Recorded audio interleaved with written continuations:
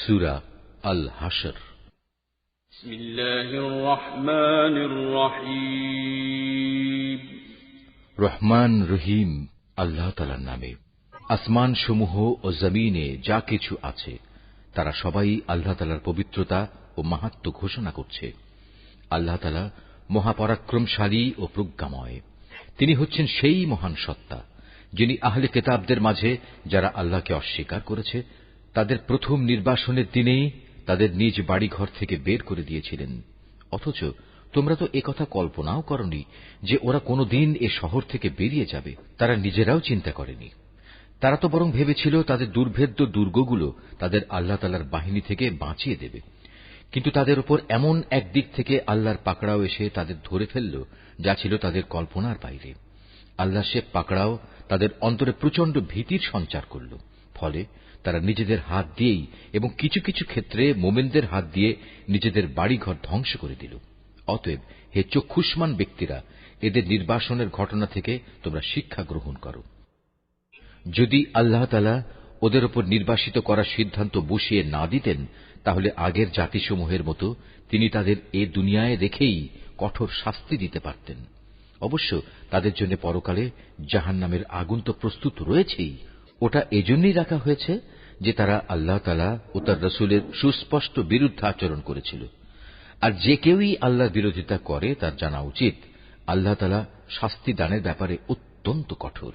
এ সময় তোমরা যেসব খেজুর গাছ কেটে ফেলেছ এবং যেগুলো না কেটে তার মূলের উপর দাঁড়িয়ে থাকতে দিয়েছ তা অসঙ্গত ছিল না, বরং তা ছিল সম্পূর্ণ আল্লাহ তাআলার অনুমতিক্রমেই।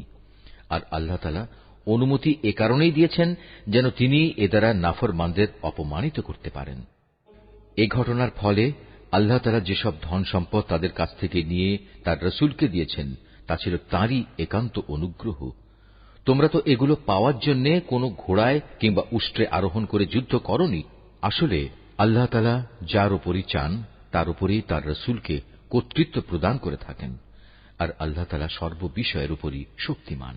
আল্লাহ তাআলা ধন সম্পদের যা কিছু সেই জনপদের মানুষদের কাছ থেকে নিয়ে তার রাসূলকে দিয়েছেন তা হচ্ছে আল্লাহর জন্য, রাসূলের জন্য, রাসূলের আত্মীয় স্বজন, এতিম মিসকিন ও পথচারীদের জন্য। সম্পদ তোমরা এমন ভাবে বন্টন করবে যেন তা কেবল তোমাদের সমাজের বিত্তশালী লোকদের মাঝেই আবর্তিত না হয়, এবং আল্লাহর রাসূল তোমাদের যা কিছু অনুমতি দেয় তা তোমরা গ্রহণ করো, এবং সে যা কিছু নিষেধ করে তা থেকে বিরত থাকো। আল্লাহ তাআলাকেই ভয় করো। অবশ্যই আল্লাহ তাআলা কঠোর শাস্তিদাতা। এ সম্পদ সেসব অভাবগ্রস্ত মুহাজিরদের জন্য যাদের আল্লাহর উপর ঈমানের কারণেই নিজেদের ভিটেমাটি ও সহায় সম্পদ থেকে উচ্ছেদ করে দেয়া হয়েছে। অথচ এ লোকগুলো আল্লাহর অনুগ্রহ ও তাঁর সন্তুষ্টি হাসিল করতে চায়। আল্লাহ তাআলা ও তার রাসূলের সাহায্য সহযোগিতায় তৎপর থাকে। মূলত এই লোকগুলোই হচ্ছে সত্যাশ্রয়ী। এ সম্পদে তাদেরও অংশ রয়েছে যারা মুহাজিরদের আগমনের আগ থেকেই এ জনপদকে নিজেদের নিবাস বানিয়েছিল এবং যারা এদের আসার আগেই ঈমান এনেছিল। তারা ওদের অত্যন্ত ভালোবাসে যারা হিজরত করেছে।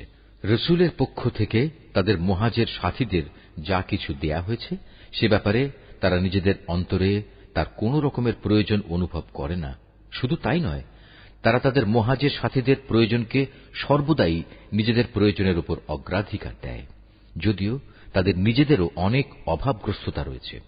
আসলে যাদের মানসিক কৃপণতা সংকীর্ণতা থেকে বাঁচিয়ে রাখা হয়েছে তারাই হচ্ছে সফলকাম। সে সম্পদ তাদের জন্য যারা তাদের মুহাজির ও আনসারদের পরে এসেছে। এরা সব সময়ই বলে, হে আমাদের মালিক, তুমি আমাদের মাফ করে দাও। আমাদের আগে আমাদের যে ভাইয়েরা ঈমান এনেছে তুমি তাদেরও মাফ করে দাও, এবং আমাদের মধ্যে যারা ঈমান এনেছে তাদের ব্যাপারে আমাদের মনে কোন রকম হিংসা বিদ্বেষ রেখো না। হে আমাদের মালিক, তুমি অনেক মেহেরবান ও পরম দয়ালু। হে রাসূল, তুমি কি সেসব মুনাফিকদের আচরণ লক্ষ্য করনি যারা তাদের কাফের আহলে কিতাব ভাইদের বলে, যদি তোমাদের কখনো এ জনপদ থেকে বের করে দেয়া হয় তবে আমরাও তোমাদের সাথে একাত্মতা দেখিয়ে এখান থেকে বেরিয়ে যাব, এবং তোমাদের স্বার্থের বেলায় আমরা কখনো অন্য কারো আনুগত্য করব না। আর তোমাদের সাথে যদি যুদ্ধ বাঁধিয়ে দেয়া হয় তাহলে আমরা অবশ্যই তোমাদের সাহায্য করব। কিন্তু আল্লাহ তাআলা নিজেই সাক্ষ্য দিচ্ছেন, এরা নিঃসন্দেহে কপট মিথ্যাবাদী। সত্য কথা হচ্ছে, যদি তাদের বের করেই দেয়া হয় তাহলে এরা কখনো তাদের সাথে বের হবে না। আবার যুদ্ধে আক্রান্ত হলে এরা তাদের কোনো প্রকার সাহায্যও করবে না। যদি এরা সাহায্য তাদের করেও তবু নিঃসন্দেহে এরা পৃষ্ঠ প্রদর্শন করবে। অতঃপর এ লোকদের আর কোনো উপায়ই কোনো সাহায্য করা হবে না। আসলে এদের অন্তরে আল্লাহ চাইতে তোমাদের ভয় বেশি বড় হয়ে বসে আছে। এর কারণ হচ্ছে এরা এমন একটি জাতি যারা আসল কথাই বুঝতে পারে না। এরা কখনো ঐক্যবদ্ধ হয়েও তোমাদের সাথে লড়াই করতে আসবে না। যদি করেও তা করবে অবশ্য কোন সুরক্ষিত জনপদের ভেতরে বসে অথবা নিরাপদ পাঁচিলের আড়ালে থেকে। আসলে তাদের নিজেদের পারস্পরিক শত্রুতা খুবই মারাত্মক।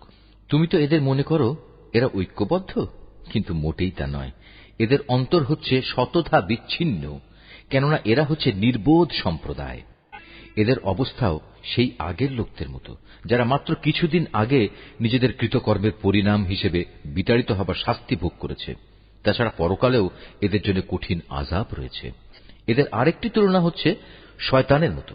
শয়তান এসে যখন মানুষদের বলে প্রথমে আল্লাহকে অস্বীকার করো, অতঃপর সত্যি যখন সে আল্লাহকে অস্বীকার করে তখন মুহূর্তেই সে বোল পাল্টে ফেলে এবং বলে আমার সাথে তোমার কোনো সম্পর্ক নেই, আমি নিজেও সৃষ্টি লোকের মালিক আল্লাহ তাআলাকে ভয় করি।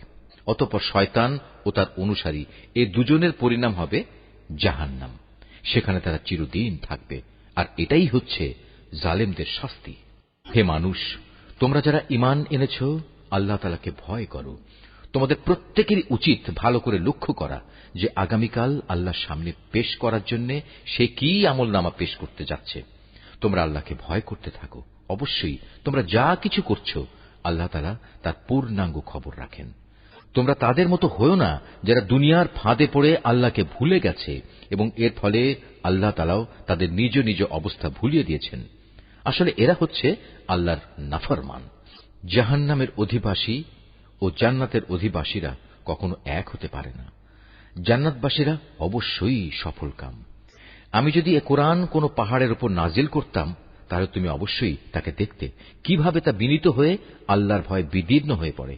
আমি এসব উদাহরণ মানুষের জন্য এ কারণেই বর্ণনা করছি যেন তারা কোরআনের মর্যাদা সম্পর্কে চিন্তা ভাবনা করতে পারে। তিনি আল্লাহ তাআলা, তিনি ছাড়া কোনো মাবুদ নেই। দেখা অদেখা সব কিছুই তাঁর জানা। তিনি দয়াময়, তিনি করুণাময়। তিনি আল্লাহ তাআলা, তিনি ছাড়া কোনো মাবুদ নেই। তিনি রাজাধিরাজ, তিনি পূত পবিত্র, তিনি শান্তিদাতা, তিনি বিধায়ক, তিনি রক্ষক, তিনি পরাক্রমশালী, তিনি প্রবল, তিনি মহাত্মের একক অধিকারী।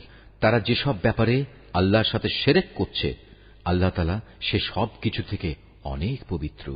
তিনি আল্লাহ তাআলা, তিনি সৃষ্টিকর্তা, তিনি সৃষ্টির উদ্ভাবক, সব কিছুর রূপকার তিনি। তাঁর জন্যই নিবেদিত সকল উত্তম নাম। আকাশমণ্ডলী ও পৃথিবীতে যেখানে যা কিছু আছে তার সবকিছু তাঁরই পবিত্রতা ও মহিমা ঘোষণা করছে। তিনি পরাক্রমশালী, তিনি প্রবল প্রজ্ঞাময়।